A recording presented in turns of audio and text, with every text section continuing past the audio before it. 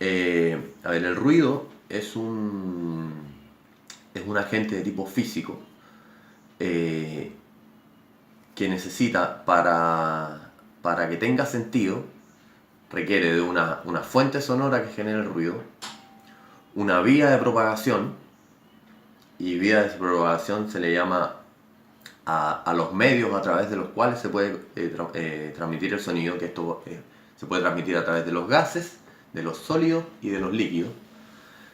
Y luego tiene que haber un receptor escuchando este ruido, recibiendo este ruido, para que todo esto tenga sentido. Si no hay una fuente sonora que produzca el ruido, no existe, o mejor dicho, el sonido. No existe el sonido. Si no hay un camino a través del cual se pueda propagar, es decir, si no hay un gas como el aire, que es lo que hay acá ahora, o no hay un sólido, como lo que puede haber, como una pared, ¿no es cierto?, que separe dos recintos a través de la cual se transmite el sonido también. O si no hay un líquido, el sonido no puede transmitirse, ¿verdad? El sonido necesita un medio, necesita partículas para propagarse, para transmitirse. Y luego, si no hay un receptor, nadie que lo escuche, entonces todo lo anterior carece de sentido. No importa que haya una fuente sonora, no importa que haya un medio de propagación, si no hay nadie que lo escuche. Entonces tienen que darse esas tres condiciones. Entonces, en su calidad de agente físico que llega a un receptor que lo recibe, el ruido impacta fundamentalmente sobre el órgano de la audición, ¿no es cierto? Ese es el órgano que se ve afectado, ese es el órgano que recibe esta onda sonora que parte desde una fuente, desde algo que suena, viaja por un medio y llega al receptor. Desde ese punto de vista, cuando la energía sonora, cuando el sonido, cuando el ruido alcanza magnitudes, determinadas magnitudes muy altas, o además se combina con tiempos expuestos a este ruido, entonces tenemos ruido y tiempo de exposición, tiene la posibilidad de generar daño auditivo sobre aquel receptor que lo está escuchando. El daño auditivo se produce por diversas razones, pero la fundamental y la que es de carácter irreversible es cuando se produce en una parte del oído, que es la parte más interna del oído, donde están ubicadas las células auditivas. Y básicamente lo que hace la energía sonora es que expone a esta célula auditiva a tanta energía que le va produciendo un agotamiento primero temporal, y después ese agotamiento temporal se va convirtiendo en un daño definitivo, una muerte celular. Entonces, ese daño que recibe el órgano de la audición, cuando la célula auditiva muere por exposición a altas magnitudes de energía sonora y durante mucho tiempo, no tiene reversibilidad, es incurable. Entonces, como el ruido se produce en una fuente sonora, se propaga por un medio y luego llega a un receptor, hay tres situaciones en las cuales se puede controlar ese ruido. El ruido se puede controlar controlando la fuente que lo genera, ya sea estableciendo una fuente sonora que realice las mismas tareas que para que fue diseñada en su función original, pero que sea menos ruidosa, más silenciosa, o controlando el ruido en la misma fuente sonora con medidas de encerramiento, distintas medidas de control de ruido de ingeniería. O el ruido también se puede controlar en el camino de propagación, ¿verdad? Para eso se ponen, por ejemplo, las barreras que uno puede ver a veces en las carreteras. La barrera contra el ruido es un obstáculo que se le pone al ruido en su viaje, desde la fuente que lo genera hasta un receptor. Y finalmente el ruido se puede controlar en el propio receptor, que son las famosas medidas de protección personal, que en este caso son los conocidos protectores auditivos que usan los trabajadores en muchos lugares de trabajo. Pero la verdad que la cadena de protección debería ser esa. El ruido debería controlarse primero en la fuente generadora, después en el camino de propagación, ¿ya? Eso se debería complementar con medidas de tipo administrativa. ¿A qué se le llaman medidas administrativas? Aquellas medidas que apuntan a la disminución de los tiempos de exposición, ¿verdad? O rotación de tareas. Un grupo de trabajadores que realiza diversas tareas para combinar tareas más ruidosas con más silenciosas. Y así todos los trabajadores realizan un poco de todo y no algunos que solo se queden con todas las tareas ruidosas. Disminución de los tiempos de exposición se refiere a que en lugar de estar expuesto a una cantidad de energía sonora un tiempo X, un ser humano, se disminuye ese tiempo y se haga exponerse a este ser humano, a esa energía sonora durante un tiempo menor. Y finalmente están las medidas de protección personal. Los elementos de protección personal o los elementos de protección auditiva en este caso son o deberían ser la última barrera de protección. Porque no es que sean malos a priori, sino que para que sean eficientes deben cumplirse una serie de elementos. El elemento de protección auditiva debe ser bueno, o sea, debe atenuar lo que se necesita que atenúe, el ruido que necesita que atenúe.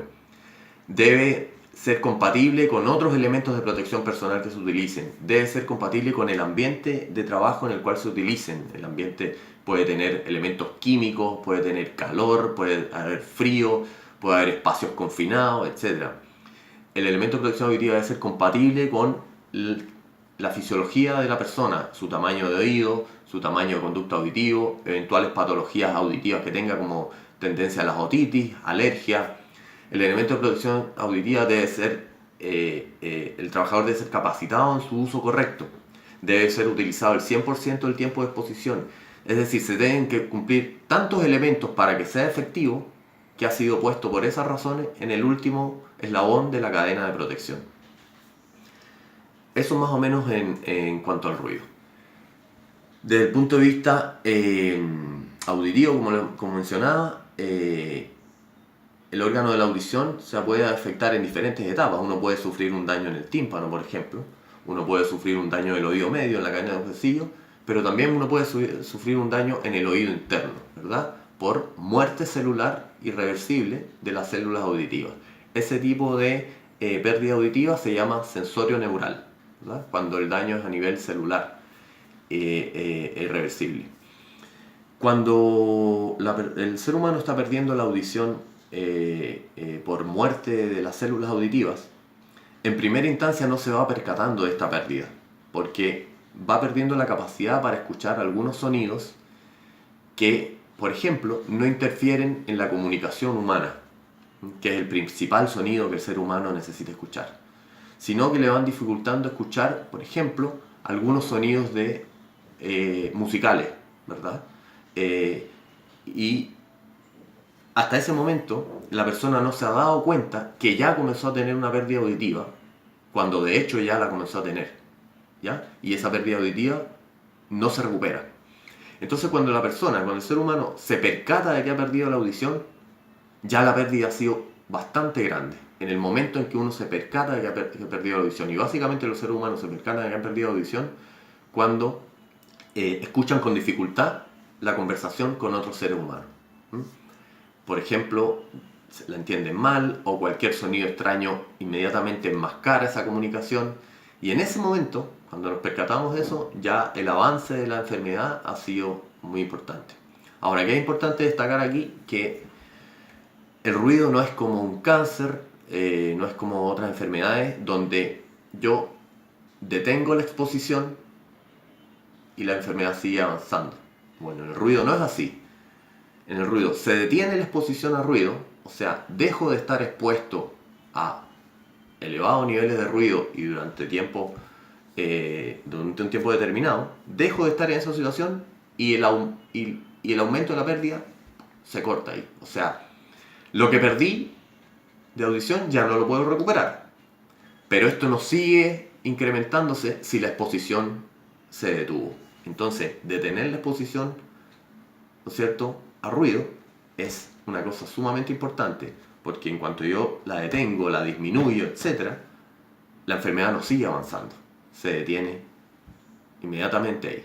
A diferencia de otras enfermedades donde yo dejo de estar expuesto al agente que la produce, pero la enfermedad continúa su avance. Este no es el caso. El ruido es diferente, por ejemplo, a la exposición a sílice. Los trabajadores que se exponen a sílice, los trabajadores de la minería, de la construcción, etc., aunque se dejen de exponer a la gente, la enfermedad continúa su avance. En ruido no. Se deja de exponer a la gente y se detiene el avance de la enfermedad. Lo que sí ocurre es que lo que ya perdiste no lo recuperas, ¿verdad? Desde este punto de vista, entonces, en los desafíos que deberíamos tener a nivel país son desde muchas aristas. Yo voy a mencionar primero los desafíos con respecto a los trabajadores. Por ejemplo, es importante que los trabajadores se concienticen de que, aunque la pérdida auditiva por exposición al ruido, ¿verdad? Cuyo nombre es hipoacusia sensorio neural, no duele, no provoca la muerte, etc., sí es una enfermedad que provoca graves limitaciones a los seres humanos, les impide en algún momento de la vida su capacidad para comunicarse con otros seres queridos, para escuchar algunos sonidos de la naturaleza, y eso va generando un proceso de aislamiento social del individuo unido a una consecuente depresión, que es una enfermedad muy asociada a la pérdida auditiva. Cuando el individuo se da cuenta que ha perdido la audición o parte de su audición, y esto le dificulta el relacionarse con el resto de las personas, la enfermedad seguida es la depresión. Entonces es muy importante que las personas que se exponen estén conscientes de este problema, estén conscientes que además que esto no es un problema personal, esto es un problema social, es un problema de un país. Un país no puede darse el lujo de generar enfermos profesionales por pérdida auditiva, porque da lo mismo que una enfermedad que no mata, etc. Eso no es un lujo que podemos darnos. Por lo tanto, esto sale del ámbito personal al ámbito de la empresa, al ámbito de la comunidad, al ámbito del país. Entonces, desde ese punto de vista, todos los involucrados tenemos cosas que hacer acá. El Estado tiene la obligación de generar mayor legislación más moderna, metodologías de medición del ruido más adecuadas, tienen la obligación de generar un incremento de la competencia técnica de aquellos involucrados en la evaluación de exposición al ruido, tiene que generar mayor fiscalización, ¿verdad? Por otro lado, los empleadores tienen que cumplir la legislación vigente, tienen que velar por la salud de sus trabajadores, tienen que implementar las medidas de control que se les recomienden en los informes técnicos, tienen que enviar a vigilancia de la salud a los trabajadores a los cuales se determinó que hay que hacerle vigilancia médica, tienen que ser un proceso consciente y permanente de tratar este agente como algo grave, ¿verdad? Que genera un gran número de enfermos de carácter laboral en Chile. Luego tenemos a los trabajadores que tienen que ser conscientes de esta situación, tienen que hacer lo que a ellos les corresponda como parte de este proceso, el cual es, por ejemplo, una de las cosas es concientizarse sobre el problema, entender el problema, conocer que tienen derechos, ¿verdad? Tienen derecho a no enfermarse, pero también tienen deberes, por ejemplo, cuando se dictamina el uso de elementos de protección personal, usarlos correctamente. Tienen que también ellos velar por lo que esté ocurriendo en el lugar de trabajo y constituirse los primeros fiscalizadores. Los representantes de los trabajadores tienen que estar inmiscuidos en estos temas, pero además todo con una perspectiva preventiva, no curativa, no cuyo interés sea el beneficio económico por concepto de un daño o de una pérdida. Hay que cambiar esa mentalidad, ¿verdad? El mayor beneficio es no perder la audición, es ser una persona que puede comunicarse tranquilamente con el resto de las personas. Entonces, desde ese punto de vista, tanto Estado como empleadores, como organismos administradores de la ley, que son las instituciones encargadas de realizar las evaluaciones de exposición a ruido, de hacer la vigilancia médica de los trabajadores, como los propios trabajadores y sus representantes, hay que mirar esto desde el aspecto preventivo, porque esta es una enfermedad que no tiene cura una vez que se ha producido, y porque además no es ético, no es moral que abordemos el problema desde el punto de vista curativo y económico, ¿verdad? Mediante indemnizaciones, mediante pensiones. Por supuesto que eso tiene que estar presente una vez que se ha sido objeto de un daño producto de la exposición de un agente en mi lugar de trabajo. Pero esa no puede ser la mirada tiene que ser preventiva. Y para eso hay que generar legislación o seguir generando, porque hay bastante legislación, seguirla potenciando el Estado, seguir potenciando la fiscalización. Los empleadores tienen que hacerse conscientes de este es un problema que se genera en el interior de la empresa. Aquellos encargados de evaluarlo tienen que ser conscientes de que hay metodologías estandarizadas para evaluarlo, que son obligatorias de ocupar.